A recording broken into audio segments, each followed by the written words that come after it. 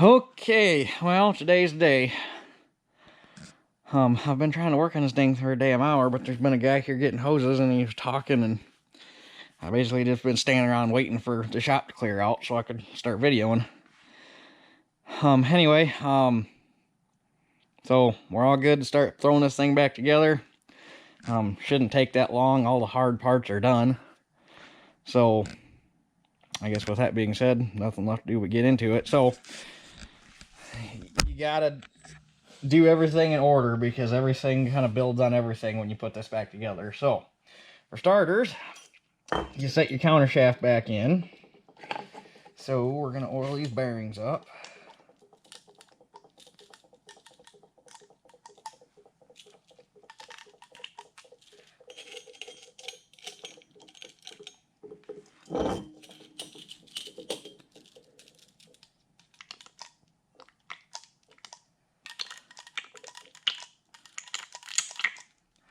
Might run out of oil. Get some more. So the counter shaft got to go in through here. Oops, whoops. It's got to go in the other way through here. Double gear goes toward the output side, because that's your pump drive. And then you got to take some grease. It's got to be red grease. Well, it doesn't got to be necessarily red grease, but it's got to be grease that's going to be heavy and sticky. And you take some grease on the back of your thrust washers so that they'll stick and stay where they're supposed to be. And then there's a tab in here that interlocks with a cut in the bore. So you stick those in there so they won't go nowhere.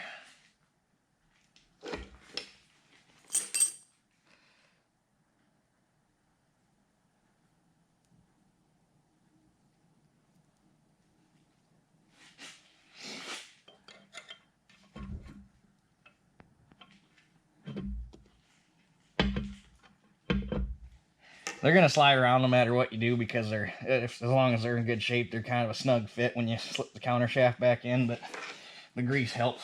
So, and then when that's done, you take your planet carrier support, and there's a little O-ring that's got to go in here because this is where the oil goes in for the clutch. And that's one of these little guys.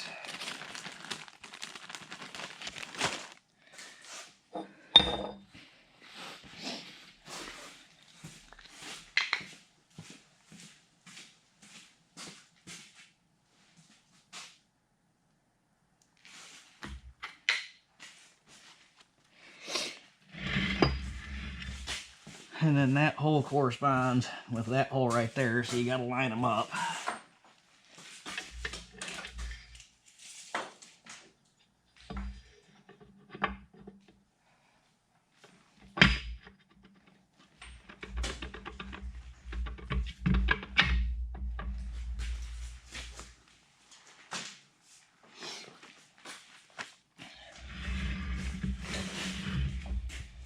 And then you take your Planet Gear thrust washer,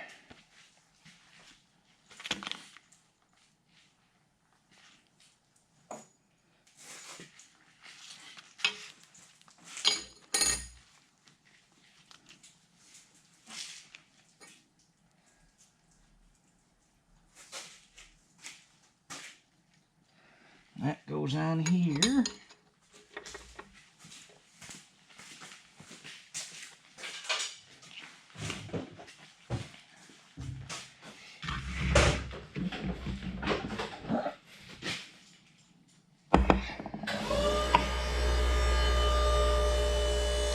And then your entire planet assembly. And you put the thrust washer back on here. And then your entire planet carrier can sit down in there.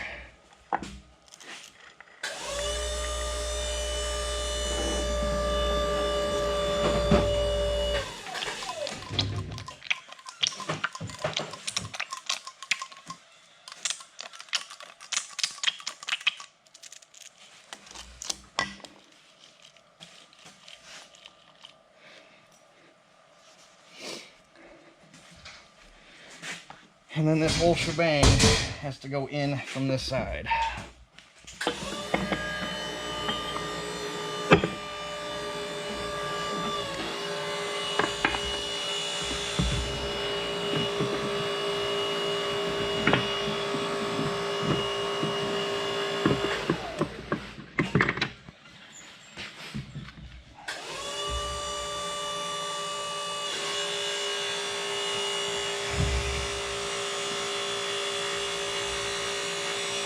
And then with that in,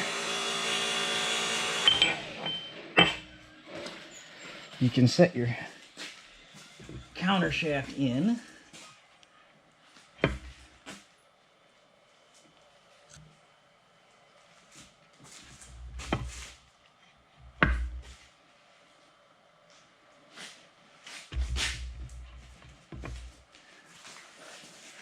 And your thrust washers are going to fight you a little bit, but then there's an O-ring has to go in this groove.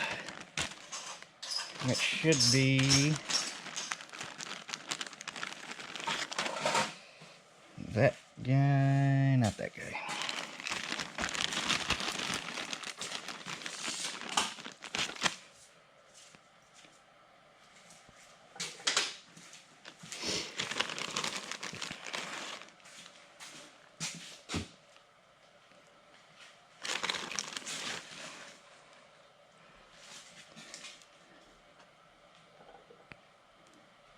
Yeah, it's this guy.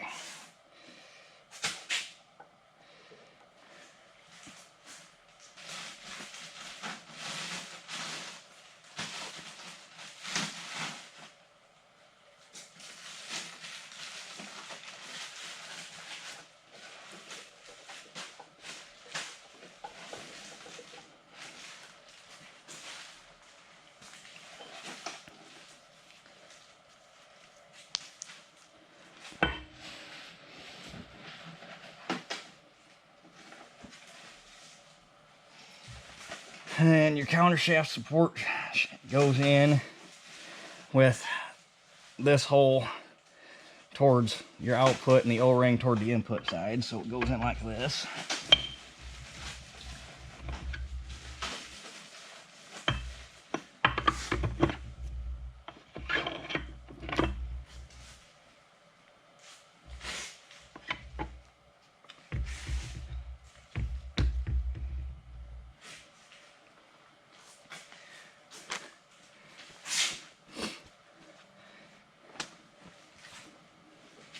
And then have to rotate that.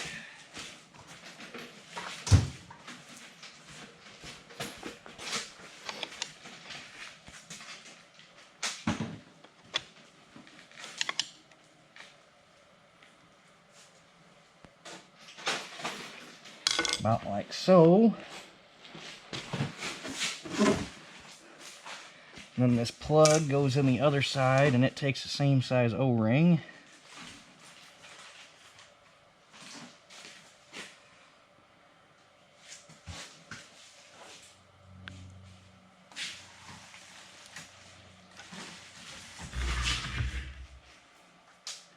And a little O-ring that goes in here.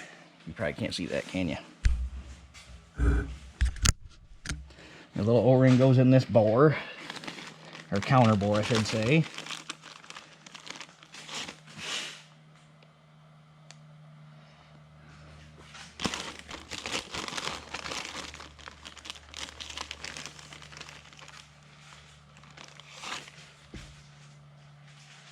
These are all too small. Where's the one that goes in that hole? That one? That one looks the same size.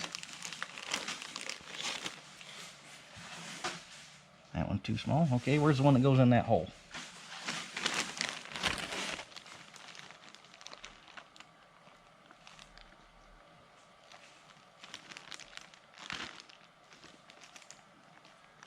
Interesting. Okay, I'm gonna have to find the one that fits in that hole right there. Okay, so I have no clue why, but all the small O-rings in this kit are number 10s and it takes a number 11. Don't know how they screwed that up. So I had to get that O-ring. And then that plug goes in here.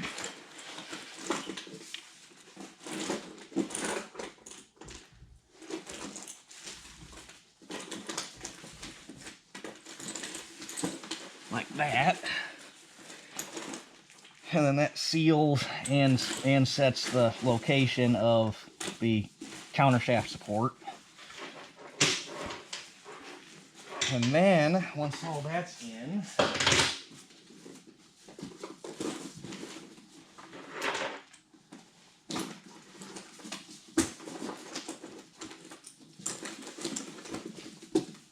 okay, so now with that all done,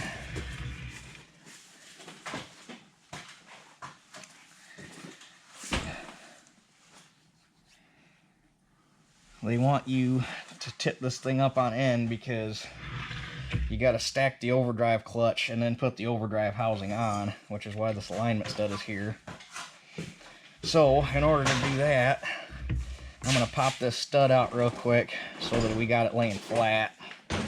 Okay, you turn this up on end.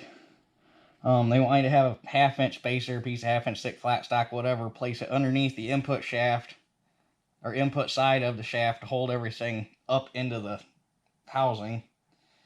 And then we can start stacking everything up for the clutch pack. So first things first, we install our sun gear.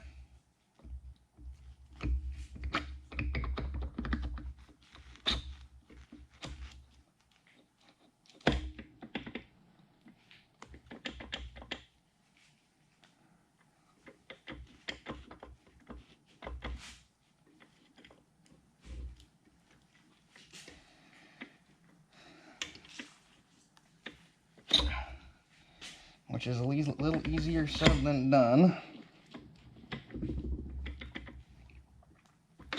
Tell you what, I'm gonna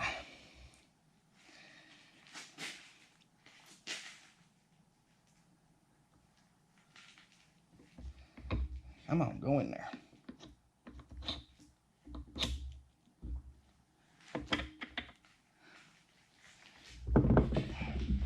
This is the fun part because you're fighting those sealing rings. They gotta split down in that bore. I am engaged with the Planet gears, it feels like, so that's good.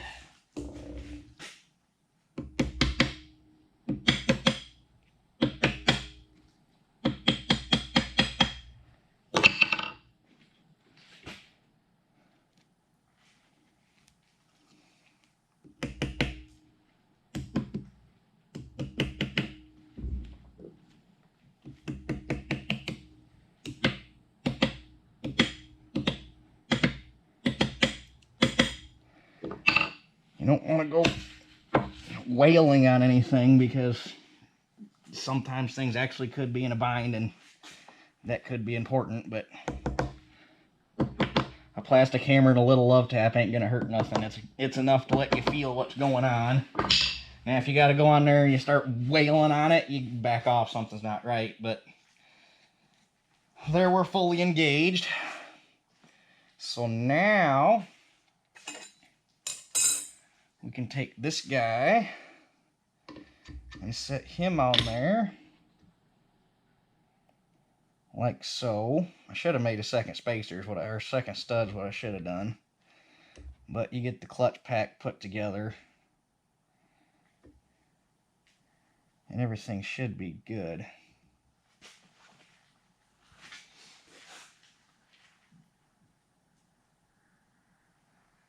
Now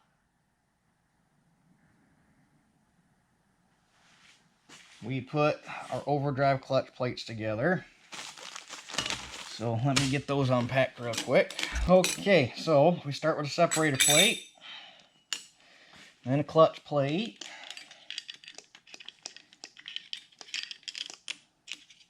I refilled my oil can.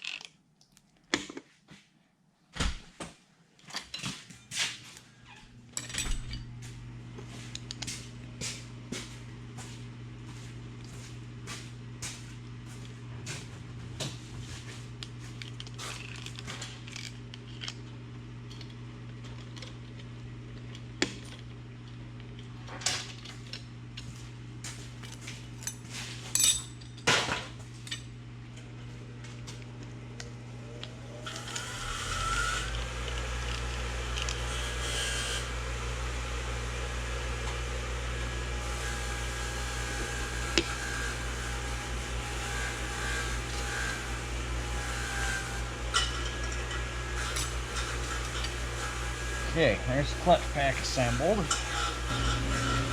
Okay, now you got 5 blind holes in this clutch drum, and that's where your return springs go.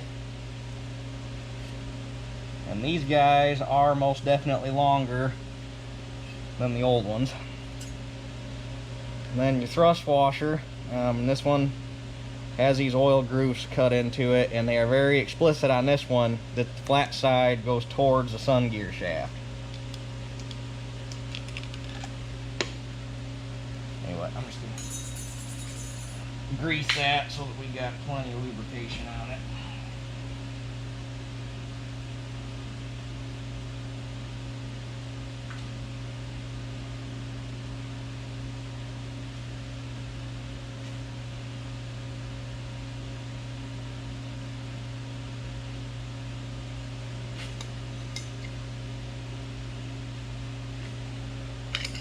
Come on, go on there. Yeah.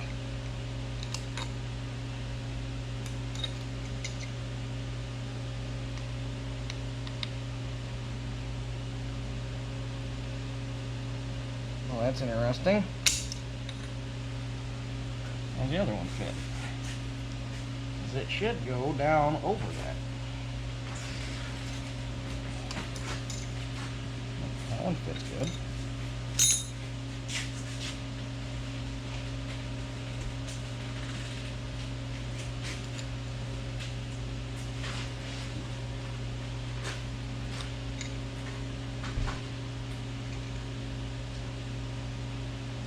Feels like we got a little burr turned up on the inside of that thing.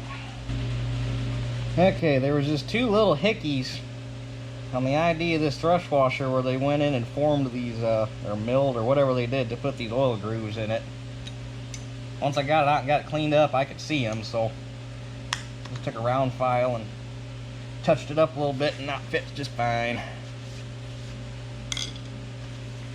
So, now that that's good, we take our return spring plate and line up the holes with the holes for the through holes for the bolts.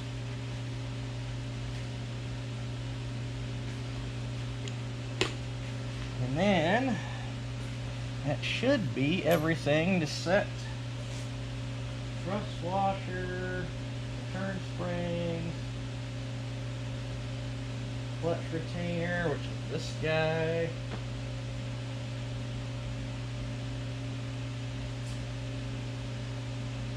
Return plate, which is that guy. Yep, so we're good to set the overdrive housing back on, and this has got an O-ring here and an O-ring here that line up with a port here And this guy goes to that port there, and this guy goes to the counter shaft support, which is what provides lube oil to it. So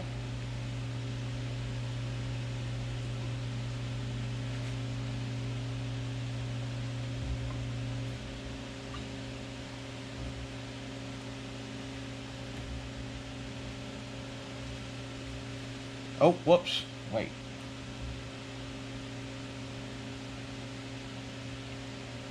It seems like I'm forgetting one thing here.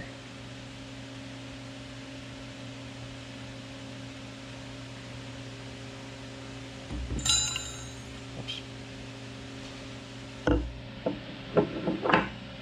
We're good. However, I do think I screwed up one teeny tiny bit here. I do. I think it's not going to be a problem. I think I can fix it. But I do believe I screwed up just a little bit here. I don't think I should have put the seal in that overdrive clutch housing.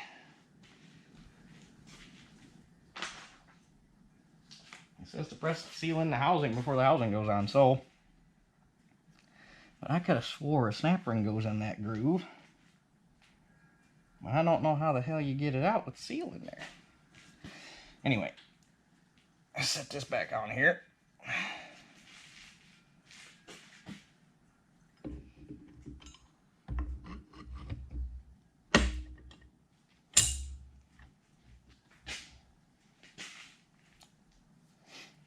It should go. We're good.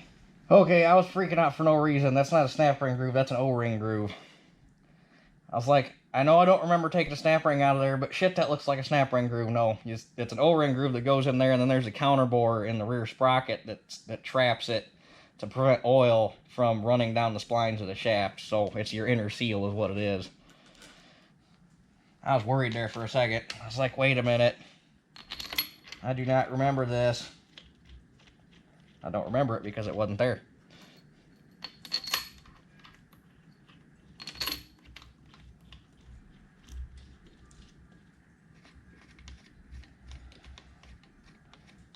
So once this is all in, you bolt this guy back down. And then this little bolt goes through that plug and into the countershaft support. And I got lucky, it all lined up on the first shot.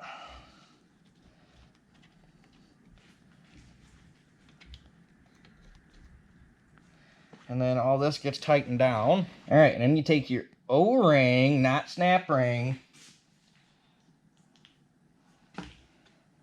I was really freaking out. I was reading all through the directions. I was looking at the breakdown. I was like, there's no snap ring here. It's because there's not a snap ring. It's an O-ring. And you work that down into that groove.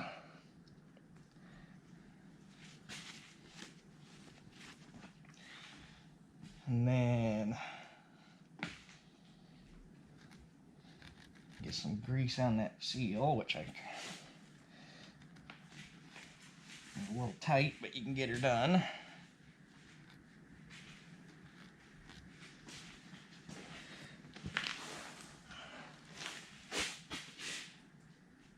Some grease on the sprocket side just to make sure. And then this counter bore in here goes down and traps that O-ring in there so that oil can't run back out the splines on the shaft.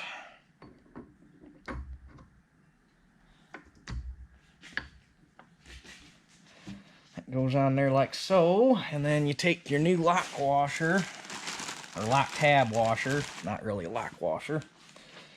That goes on there. It's got a tab that interfaces with a key slot in the shaft. And then you take your nut.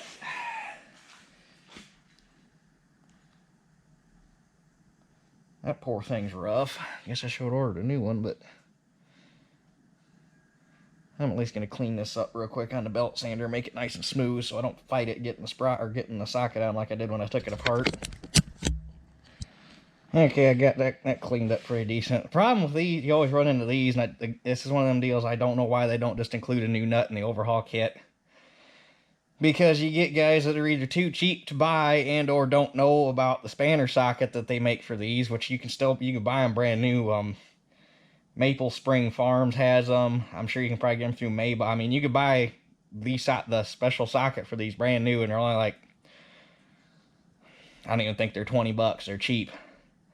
But guys either are too cheap to buy the sockets or don't know the sockets exist, and they'll take these things on and off with a chisel. And then you get shit like that where they break out the slots where the tabs on the socket are supposed to interlock. So, but I got it cleaned up, so it'll work.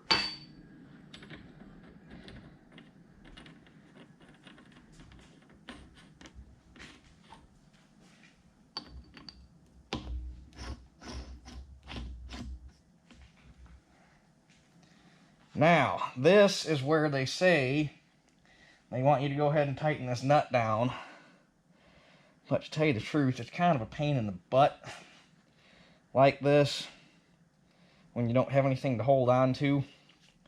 So it's easier to just snug it and finish tightening it when you get the rest of the unit assembled. But you want it on there.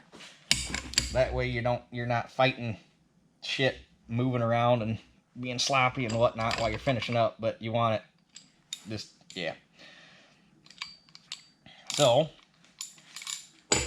with that being said, we are done on this side. So now we can stand it back up. Okay, now you got the fun part. You got to get the input shaft and front plate in there while fighting your direct drive clutch pack, getting all the discs to line up and slide on here.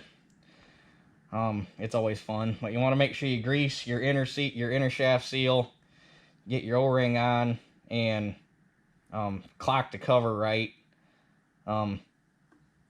This stud has to go in this hole because obviously there's no hole here, so you can't line it up to any other bolt hole. But there's a cutout right here that lines up with this cutout, and those allow the shift spool to come past because the stop for the shift spool is on the bell housing. So your shift spool actually comes clear back into here. So you got to make sure that cutout's lined up in the right spot.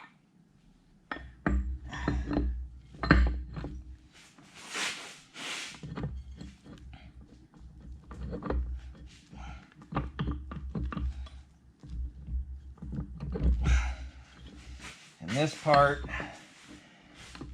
will really have you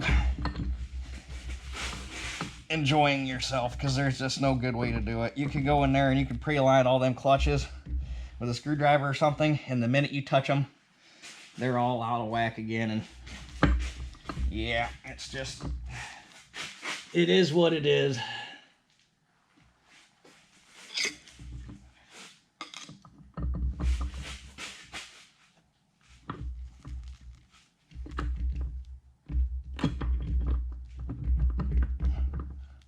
But you can't force it because you don't want to hurt any of them plates. So you just kind of feel your way in. What I'm doing with the screwdriver is I'm holding up that clutch drum because it will droop a little bit. So you just push that up in there a little. I mean, you don't need it's not like you got to pry on it. The thickness of the blade of the screwdriver is enough to pick it up off the counter shaft, but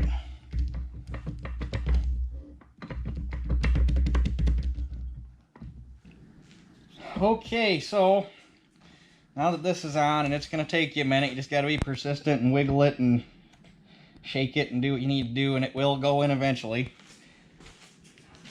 And after that, you're good to put the bell housing on, which you kind of got to, it depends on what you got to do. If you're going to do more work to it, you can leave the bell housing off, and they just want you to put a couple of bolts in to hold everything together, because obviously the bell housing bolts hold the entire end of it together.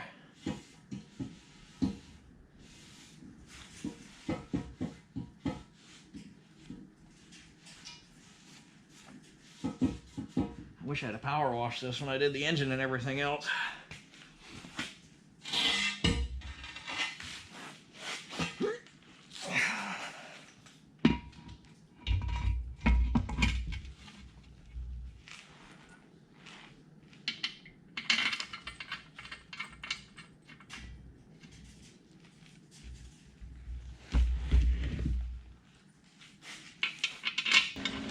Now, the last thing we gotta do is put the side cover back on. You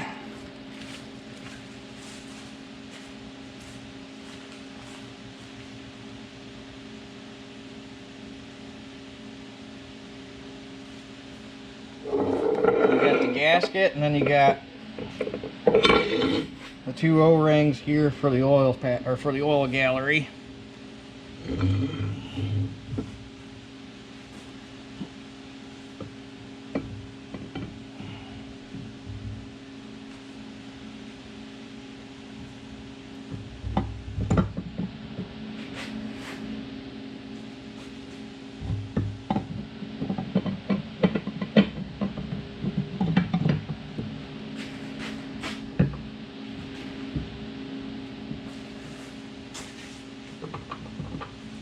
Come on, go in there.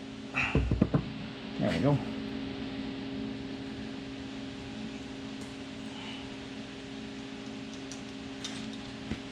And with that, you got yourself a rebuilt magic box.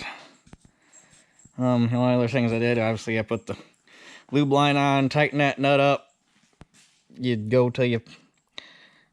I looked... There is no torque spec for this nut. You'd think there would be, but you can look all over in the manual all you want. There is no torque spec for that nut. So you just basically run it up till it won't turn no more.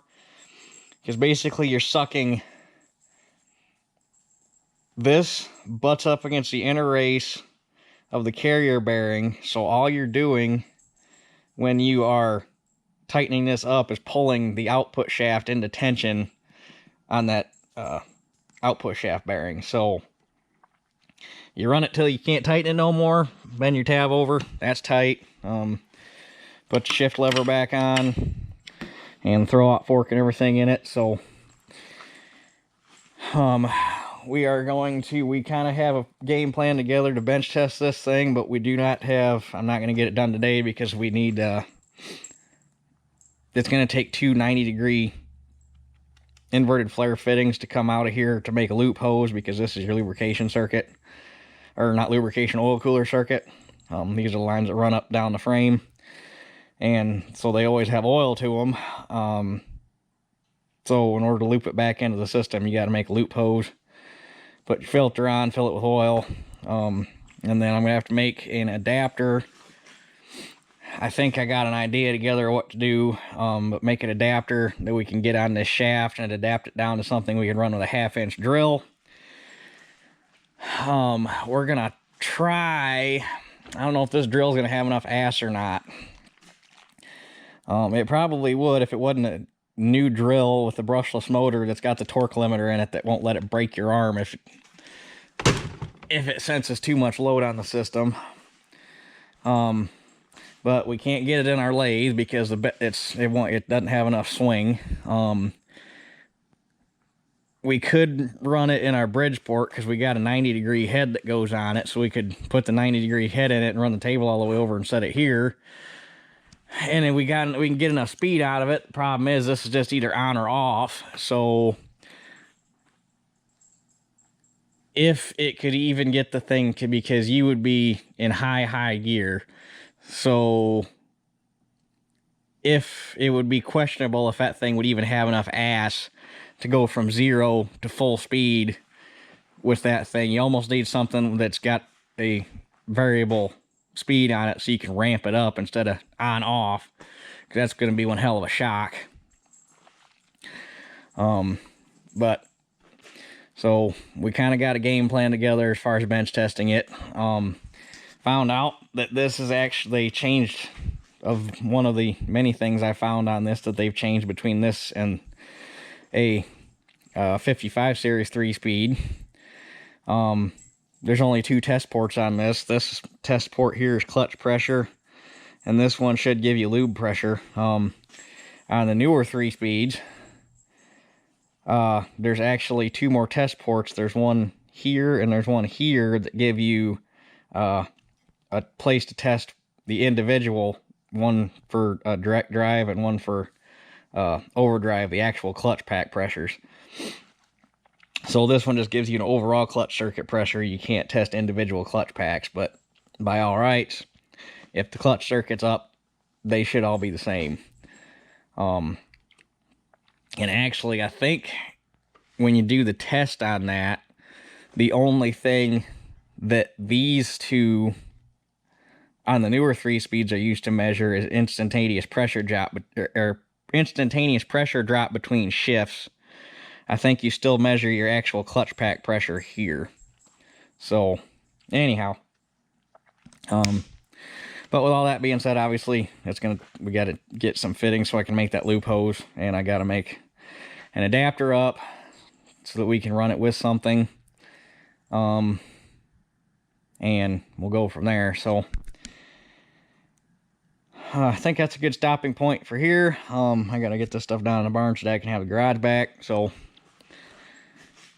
I guess that's it for this one, and we will catch you guys on the next one.